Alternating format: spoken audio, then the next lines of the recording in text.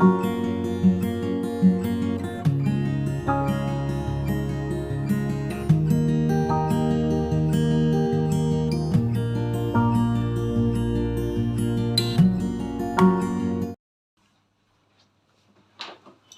माता दी मित्रों, सभी साथियों को नमस्कार।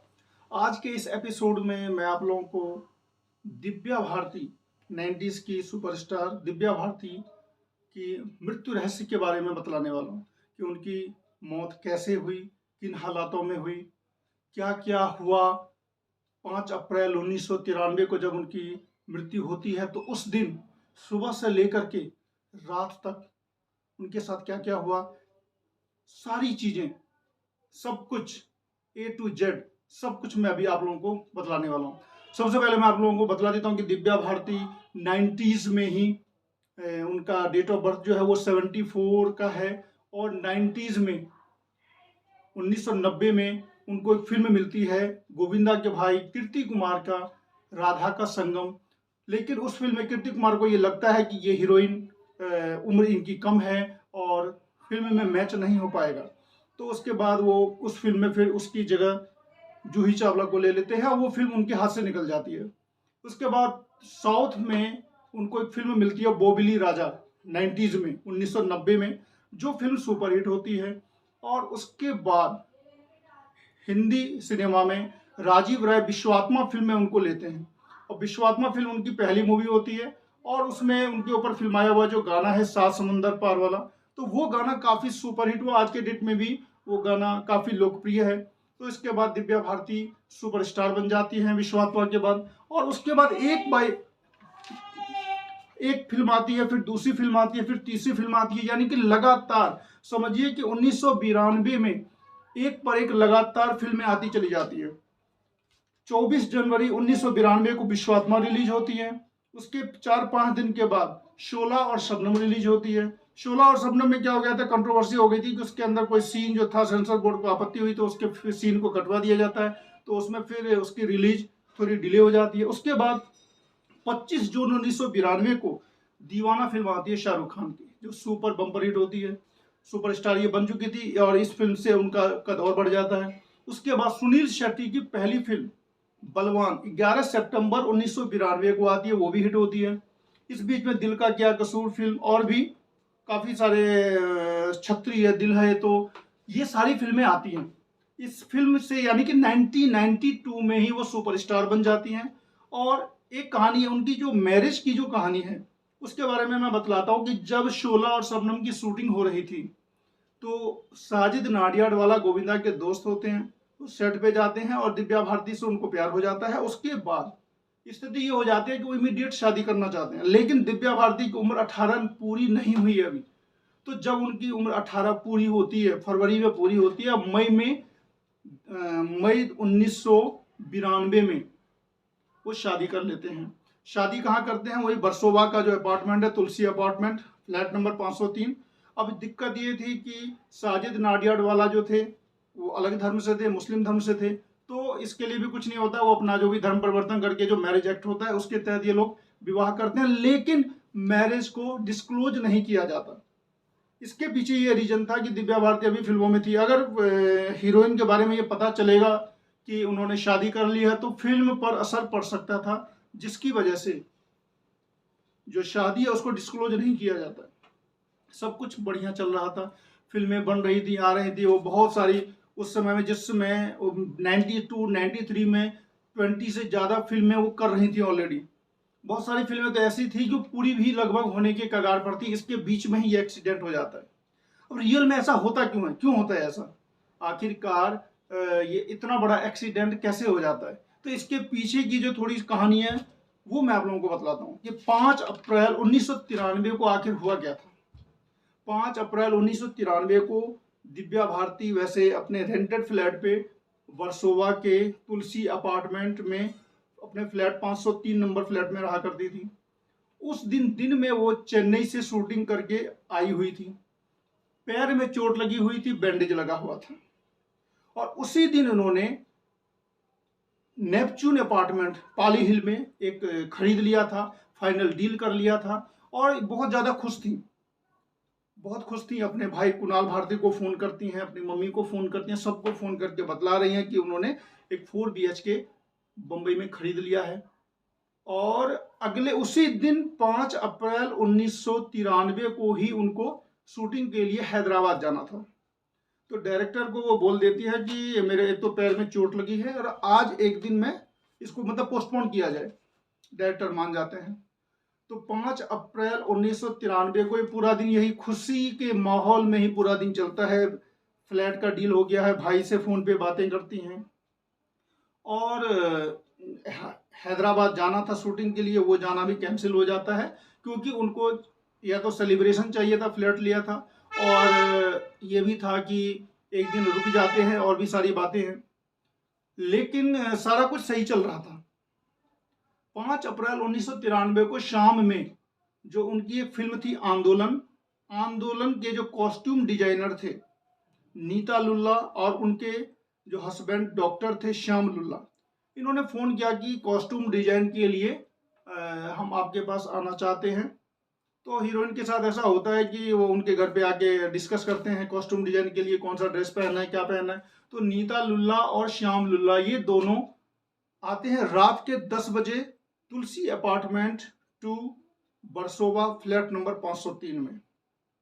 अब उनका जो अपार्टमेंट था उसके बारे में बतलाता हूँ, जो दिया गया है उस समय के जो अखबारों में इंटरव्यूज में जो दिया गया, मैंने तो वहीं से सारा रिसर्च किया है। सारा रिसर्च क्रेडिट मैं दे सकता हूँ कि जिन्होंने जो इंटरव्यू लोड किए हैं, जो अखबार की कतरनें डाली हैं, जो मैगजीन में जो हुआ था उसके अकॉर्डिंग सारी कहानी मैं आप लोगों को बतला रहा हूँ। तो उनका जो फ्लैट था उसमें एक ड्राइंग हॉल था, एक किचन थी। ड्राइंग हॉल में बालकनी नहीं थी और उस जमाने में लोग वीसीआर का ज़्यादा दिलचस्पी लेते थे, वीसीआर देखने में, कैसेट लगा के देखने में।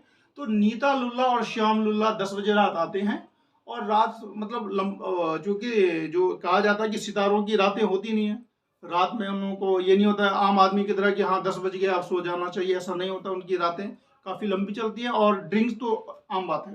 तो वो लोग ड्रिंक कर रहे थे, श्याम लुल्ला, नीता लुल्ला और दिव्या भारती, और ये तीनों बैठ के अपना बातें कर रहे थे। इसी बीच में रूम से बाहर जाना भी होता था, वॉशरूम जाना भी होता था, सब कुछ चल रहा था। और उनकी जो मेड थी उसका नाम था अमृता। वो मेड ऐसी थी कि बचपन से ही वो उनकी मेड थी, बचपन से ही उनकी देख रेख करती हुई आई थी, तो वो उनकी मेड भी थी और वो उन लोगों के लिए खाना वगैरह बना रही थी। अब रात के 10 से 11 बजते हैं, बातचीत चल रही होती है और बस समझिए कि कॉल आ गया था। 11 बजे के बात करते करते ये लोग बात करते हैं, कोई वीसीआर देख रहा है, कोई बातचीत कर रहे हैं, ड्रिंक कर रहे हैं, सब कुछ कर रहे हैं। 11 बजे के बाद, एग्जैक्ट टाइम तो किसी को नहीं पता, या पता भी होगा तो नहीं है, 11 से 11:30 के बीच में ही जो हुआ। और वो बात करते करते हवा खाने के लिए या समुंदर का जो हवा आता है वो उसको देखने के लिए वो अपने जो उनके रूम के साथ अटैच एक खिड़की थी, उस खिड़की पर 1 फुट की चौड़ी पट्टी थी और वो खिड़की, उसमें ग्रिल नहीं था, उसमें केवल ये शटर वाला हिसाब किताब था, वो शीशा वाला, लेकिन उसमें ग्रिल नहीं था। और 1 फुट की पट्टी थी, वो बैठने लायक स्थिति थी कि उस पर बैठा जा सके। और उनके दोस्तों ने बताया कि दिव्या भारती उस पर बैठा करती थी।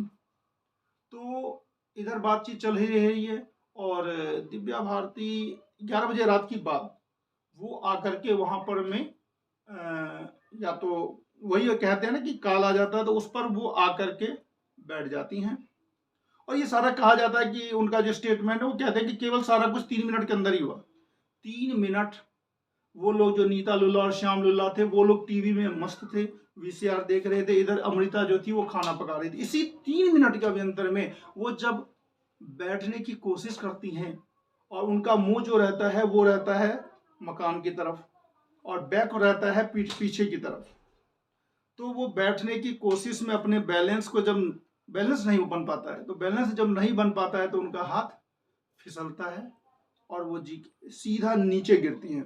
अब बैड लक देखिए, बैड लक जब आता है तो कुछ नहीं चलता है। बैड लक ये देखिए कि वो उनका जो खिड़की के नीचे जो था वो तुलसी अपार्टमेंट का पार्किंग था और उस दिन उस पार्किंग में कोई गाड़ी नहीं थी।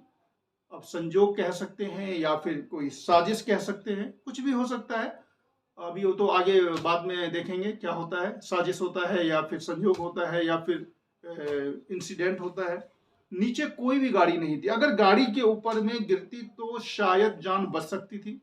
वो सीधा कंक्रीट का बना हुआ रहता है कार पार्किंग, वहां पर वो गिरती है। नीचे वाले जो है 503 से नीचे वाले जो है वो उनका स्टेटमेंट है, किसी मैगजीन में मैंने पढ़ा कि वो लोग सो गए थे और अचानक धड़ाम की आवाज़ जब सुनते हैं तो सभी लोग दौड़ते हैं। और जब वो नीचे गिरी उसके बाद प्राण था शरीर में, इमीडिएट कूपर हॉस्पिटल जो वहाँ पे नज़दीकी हॉस्पिटल है वहाँ पर उनको ले जाया जाता है। और ले जाने के बाद वहाँ पे फिर डॉक्टर इनको मृत घोषित कर देते हैं। उसके बाद तो कुछ रह ही नहीं जाता। और अमृता जो नौकरानी थी उनके बारे में भी हुआ ये कि वो बहुत ज़्यादा क्लोज थी, उनके बचपन से ही उनकी मेड थी, बचपन से ही उन्होंने दिव्या भारती को पाला पोसा था। तो 1 महीने के बाद severe cardiac arrest, heart attack आता है और उनकी जो नौकरानी अमृता है उसकी भी मौत हो जाती है। इस तरीके से उसके बाद पुलिस आती है। पुलिस ने उसको सुसाइडल एंगल, एक्सीडेंट एंगल या मर्डर एंगल, तीनों एंगल से स्टडी मतलब केस की तफ्तीश होती है। पूरी केस की तफ्तीश होती है तो 98 तक ये केस चलता है। सबसे होता है सभी लोग कटघरे में आ जाते हैं, बहुत लोग आते हैं जब कोई ऐसी वारदात हो जाती है तो पूरी तरीके से तफ्तीश की जाती है। तो इसमें एक एंगल लोगों ने बतलाया कि सुसाइडल पॉइंट, तो ये तो बिल्कुल ही खारिज हो जाता है कि पूरे दिन में वो पूरी खुश थी और उन्होंने अपने भाई को फ़ोन करके बतलाया कि उन्होंने फ्लैट ले लिया है।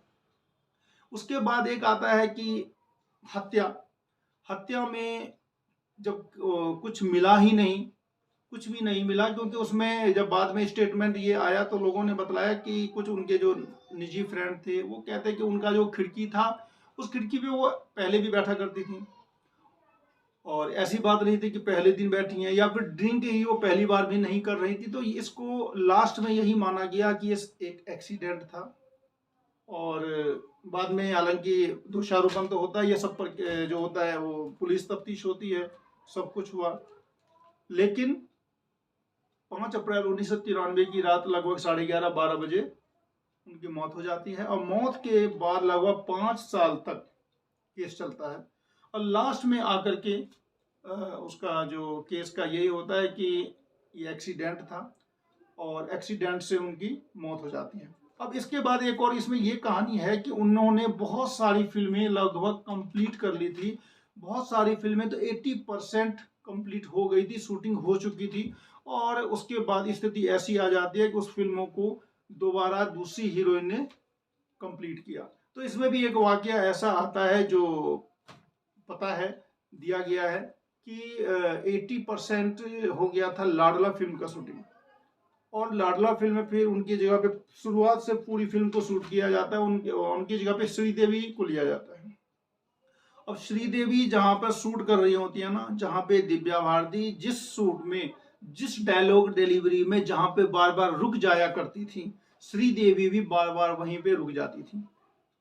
तो लोगों को बड़ा हॉन्टिंग सा लगा, काफी हॉन्टिंग और काफी दिन तक चलता रहा। लेकिन वो क्या होता था कि जहां पे दिव्या भारती डायलॉग में रुकती थी वहीं पे श्रीदेवी भी आकर के रुकने लगी। तो उस फिल्म में शक्ति कपूर होते हैं लाडला फिल्म में। तो शक्ति कपूर फिर वहां पे क्या करते हैं, गंगा जल छिड़कवाते हैं, गायत्री मंत्र से पाठ करवाते हैं और तब जाकर के फिल्म की शूटिंग पूरी होती है। तो इसको लोग ये भी एक कहानी है कि कैसे, हालांकि ये डर की वजह से भी हो सकता है। और अब हम देखेंगे कि दिव्या भारती की जो कुंडली मुझे एस्ट्रो सेज इंटरनेट से मिली है, इसके अंदर क्या परिस्थिति है। तो इसकी परिस्थिति अगर मैं देखूं, हालांकि मृत्यु का भविष्यवाणी करना असंभव है, कोई किसी की कुंडली देखकर ये बिल्कुल नहीं बतला सकता है। कोई दिव्यर्षि अगर हो, कोई ऋषि मुनि, कोई दिव्यर्षि जिसके पास सीधा कहते हैं ना कि ईश्वर का कुछ हो, अंश हो या फिर दिव्यर्षि हो कुछ, वो तो बतला सकते हैं। लेकिन सामान्य ज्योतिषी मृत्यु के बारे में बिल्कुल नहीं बतला सकता है। हाँ, मृत्यु तुल्य अरिष्ट के बारे में जरूर बतला सकता है। तो इनकी कुंडली के अंदर अगर मैं ये बतलाऊं कि मृत्यु तुल्य जो कष्ट है, तो मृत्यु तुल्य कष्ट के बारे में अगर हम बतलाएं तो इनके अंदर कुछ योग ऐसे थे जिनके बारे में मैं कह सकता हूं कि योग खराब था। इनकी कुंडली तुला लग्न की कुंडली थी। तो कहा जाता है कि अगर अष्टमेश केंद्र में हो और लग्नेश कमजोर हो तो अल्पायु योग होता है, जो आदि शंकराचार्य की कुंडली में भी है। तो इनका हालांकि लग्नेश और अष्टमेश दोनों शुक्र ही हैं और केंद्र में है, और शुक्र के पीछे राहु और आगे सूर्य है, तो पापकर्तरी योग हुआ, और शुक्र जो है वो सूर्य के नक्षत्र में है। तो एक चीज तो यहाँ पे ये चीज खराब आता है। दूसरा है कि राहु और केतु के बीच में सारे ग्रह, हालांकि ये भी इसमें डरने की बात नहीं है, राहु और केतु के बीच में बहुत सारे कालसर्प योग होते हैं, तो इससे केवल एक चीज से हम इसका फलित नहीं कर सकते, लेकिन हाँ नेगेटिव योग है, अरिष्ट योग जरूर है। तो एक तो ये हो गया कि, और तीसरा चीज है कि बृहस्पति से त्रिकोण में अशुभ ग्रह बैठे हुए हैं, बृहस्पति से त्रिकोण में शनि और केतु बैठे हुए हैं, तो इसमें कक्षा ह्रास होता है। ये आयु का होता है। कक्षा ह्रास का मतलब होता है कि अगर ज्यादा दिन जीने वाला भी इंसान रहेगा, कक्षा ह्रास हो जाएगा तो उसकी आयु जो होती है वो कम हो जाती है। और एक चीज और खराब है कि अष्टम में मंगल बैठे हुए हैं। अष्टम का जो मंगल होता है वो आग से, वाहन दुर्घटना से, जादू टोना से और ऊंचाई से गिरने से मौत देने की संभावनाएं रखता है। मैंने फिर कह दिया आपको कि ये ना हो कि किसी के कुंडली में अष्टम में मंगल बैठा हुआ है और आप घबरा गए, ऐसा नहीं होता। मैंने फिर पहली बार कहा कि मृत्यु जो होती है उसका कुछ अलग ही हिसाब किताब है, उसका अलग ही चीज होता है कि उसकी जो स्टडी होती है वो बिल्कुल अलग होती है, और शायद वो करना किसी के सामान्य बस की बात नहीं है, क्योंकि उसमें बहुत सारा स्टडी करना पड़ता है, छिद्र ग्रह देखना पड़ता है, बहुत कुछ है। वो जनरली लोग देखना भी नहीं चाहते, क्योंकि जिस चीज पर आपका कंट्रोल नहीं है वो नहीं देखना चाहिए। तो हालांकि इनकी कुंडली में अरिष्ट योग थे, दुर्घटना योग थे, ऊंचाई से गिरने के योग थे, जिनकी वजह से भी कह सकते हैं कि इनकी मृत्यु हुई।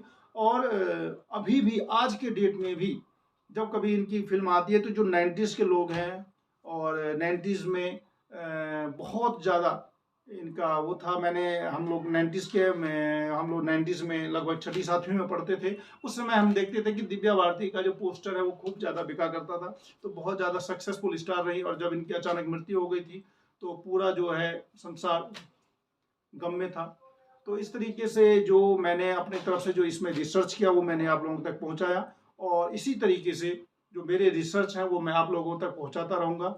और फिर मिलते हैं नेक्स्ट वीडियो में। और एक बात और जो हमेशा कहता हूँ, अगर आप लोगों को अगर अच्छा लगता है तो निश्चित रूप से लाइक कर दें, शेयर करें, सब्सक्राइब करें। और अगर आप लोगों के मन में अगर कोई है किसी के बारे में या किसी के ऊपर चाहते हैं कि मैं यूट्यूब वीडियो बनाऊँ, तो आप निश्चित रूप से कमेंट करें। मैं निश्चित रूप से समय मिलने के साथ मैं बनाता रहता हूँ। फिर मिलते हैं नेक्स्ट वीडियो में, तब तक के लिए नमस्कार।